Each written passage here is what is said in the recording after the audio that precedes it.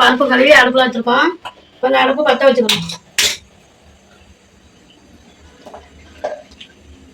ஒரு 3 பச்சை மிளகா போட்டிருக்கேன்.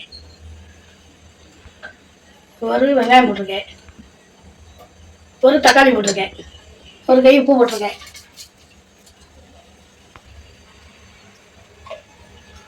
மஞ்சத்தூள் ஒரு 1/4 டீஸ்பூன் போட்டிருக்கேன். தப்பாலாம் தெரியும். ஒரு சொம்பு தண்ணி ஊற்றிக்கலாம்.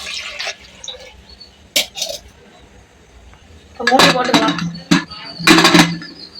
3 விசில் வச்சுக்கலாம். எண்ணெய் வந்து ஒரு 3 கரண்டி ஊற்றிக்கலாம். எண்ணெய் கடுகு போட்டுக்கலாம். ஒரு கை கடுகு போட்டிருக்கேன்.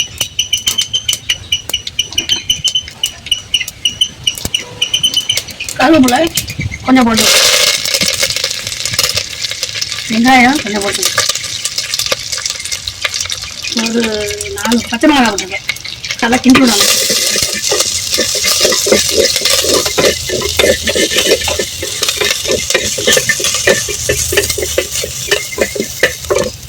வெங்காயத்தூள் போட்டுக்கலாம்.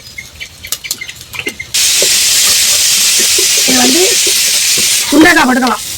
எண்ணெயில் நல்லா பொரிச்சிட்டு சாம்பாருக்கு போட்டால் நல்லா இருக்கும்.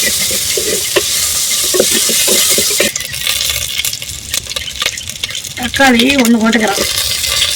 மிளகாட்டை ஒரு 5 மிளகாட்டை போட்டுருக்கேன்.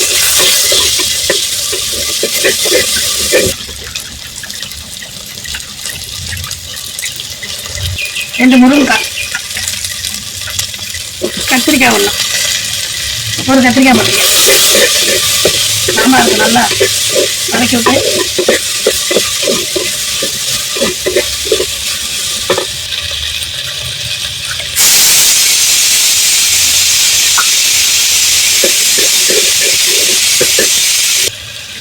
மஞ்சத்தூள் 1/4 டீஸ்பூன்,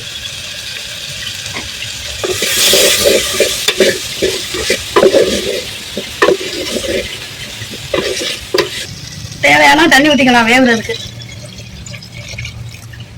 போயிடுச்சு.